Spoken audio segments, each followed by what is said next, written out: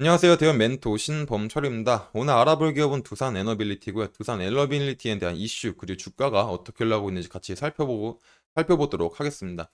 그리고 영상에 앞서서 저희는 올해에도 여러분들 옆에서 항상 서포트할 예정이기 때문에 저희 채널을 지속적으로 방문해 주시면 감사하겠습니다. 그리고 일단 두산 에너빌리티에서 중요하게 볼 점은 이제 수소랑 이제 SMR이겠죠. 근데 먼저 수소부터 한번 살펴보자면 결국에 이 수소가 어떤 전망이 있는지를 우리가 살펴봐야 되겠죠. 그리고 결국에 이 수소를 사용하려고 있는 게 대체 에너지를 찾으려고 하는 거잖아요. 그리고 그 대체 에너지를 찾으려고 하는 노력이 결국에 이런 기후 변화이기 때문에 이 기후 변화를 위해서 어떤 피해가 실제로 있었는지도 우리가 한번 확인해 봐야 되겠죠.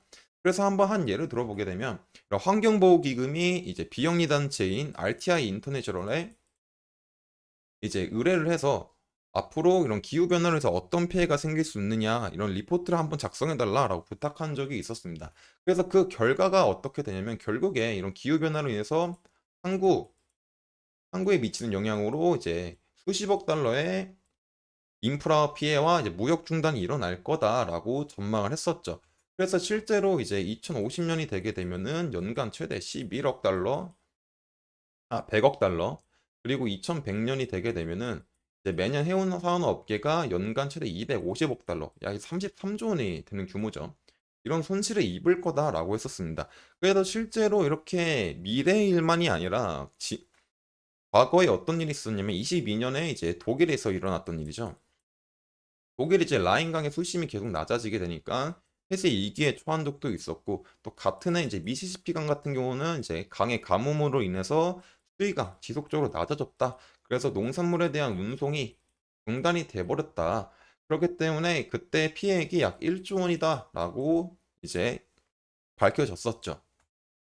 그렇기 때문에 앞으로 이런 기후 변화를 위해서 수소 에너지를 사용하게 될 텐데 그럼 이 수소 에너지가 어디에 쓸 수 있느냐라고 하면은 다들 알다시피 수소차를 생각하실 텐데 일단 이 수소차는 약간 보류를 할 수도 있다. 왜냐면 지금 같은 경우는 전기차 시장이 잡고 있기 때문에 이런 앞으로 수소차가 후발로 이 전기차를 대체할지는 한번 살펴봐야 되겠죠.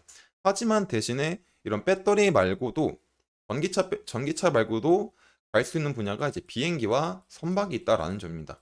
그리고 이 비행기와 선박에서는 이런 배터리보다는 수소를 사용할 가능성이 매우가 높죠.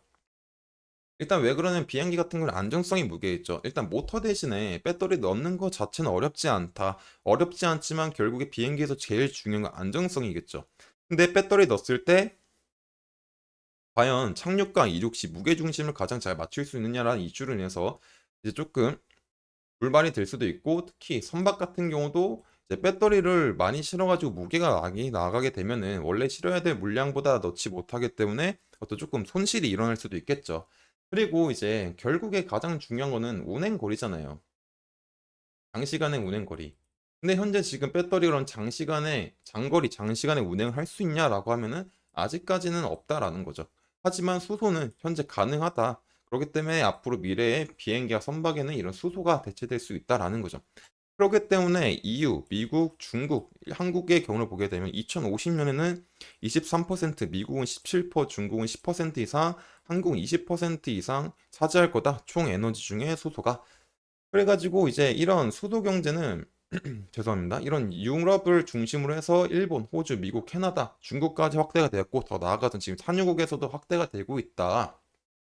그리고 우리나라도 이런 수소 경제에 대해서 글로벌 주도권을 잡기 위해서 지속적인 수소에 대한 생산과 투자, 세액 공제 이런 것들을 하고 있죠. 그래서 일단 2030 목표가 전기차 30만 대, 그리고 충전기 660기를 설치한다라고도 밝혔습니다. 그렇기 때문에 일단 앞으로 수소화의 경우에는 사용할 수 있는 부분도 많고 향후 더 발전될 수 있는 산업이다. 그리고 그 길에 두산 에너빌리티가 현재 참여하고 있으니 앞으로 조금 괜찮아질 수 있는 상황이지 않을까라고 생각을 합니다. 그래서 지금 간단하게 수소 에너지가 왜 필요한지, 기후 변화가 어떻게 변했는지, 그리고 활용 규모가 어떻게 될 건지 간단하게 살펴봤는데 다음 시간에는 조금 더 자세하게 설명해 드리도록 하겠습니다. 그래서 주가를 한번 살펴보게 되면은 일단은 이제 두산 에너빌리티에 보시게 되면은 연기금과 기관과 개인이 지속적으로 매도를 하고 있는 상황이고 외국인은 매수를 하고 있는 상황이죠. 근데 외국인은 잠깐 이제 먹고 나갈 수 있는 세력 부분이 있기 때문에 제외를 하고 보게 되면은 그렇게 아직까지는 완전하게 상황이 좋진 않다. 그래서 어떻게 보면은 좋은 산업에도 불구하고 보유에 대한 피로도가 조금 느껴질 수도 있는 상황이죠. 그래서 이제 주봉 차트를 한번 살펴보게 되면 죄송합니다. 상승을 하고 하락을 하다가 다시 이제 반등이 나와주나 했지만 다시 하락을 하고 지금 현재 다시 반등이 나와주고 있는 상황입니다. 그렇기 때문에 이제 주봉상에서 매물대를 한번 체크해 보자면 이런 부분이 지지고 이런 부분들이 각각의 이제 죄송합니다.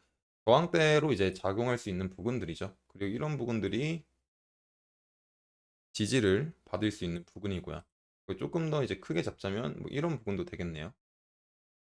그렇기 때문에 주봉에서 보게 되면은 추세선이라고 불릴 수 있는 60평선이 이제 완만해진 상태죠.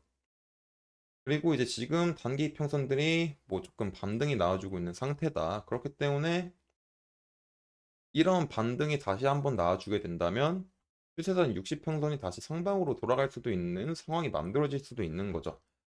하지만 아직까지는 확실하게 이렇게 반등이 올지 안 올지 지켜봐야 되기 때문에 이런 것들은 조금 나중에 생각하고 특히 또 주봉 같은 경우는 크다 보니까 조금 덜 민감하다는 특징이 있죠. 그래서 일봉을 한번 살펴보게 되면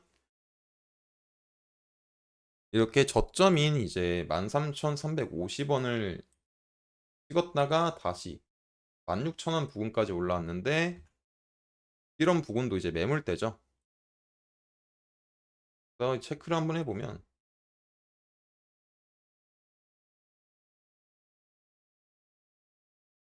이런 부분들 15,500원에서 한 16,000원 정도 그리고 이런 부분에서 현재 이제 눌리고 있는 중이고 그리고 그 과정에서 현재 60평선 부분에서 이제 지지를 받고 있다라는 점입니다. 그럴 때 현재 중요한 거는 약간 이런 부분들 14,800원이나 이런 15,000원 부분들을 잘 지켜주는지 한번 확인해 보는 게 좋을 것 같아요. 그래서 만약에 잘 지켜주고 반등이 이렇게 나오게 된다면 지금 현재 단기 이평선들은 다시 하락을 하고 있지만 다시 단기 이평선들이 반등이 오게 된다면 꼬여있던 이제 완만해졌던 60평선도 같이 상승으로 가겠죠. 그러다 보니까 추세선이라고 불릴 수 있는 60평선이 상승으로 돌아갈 수 있는 경우일 수도 있다라는 겁니다. 하지만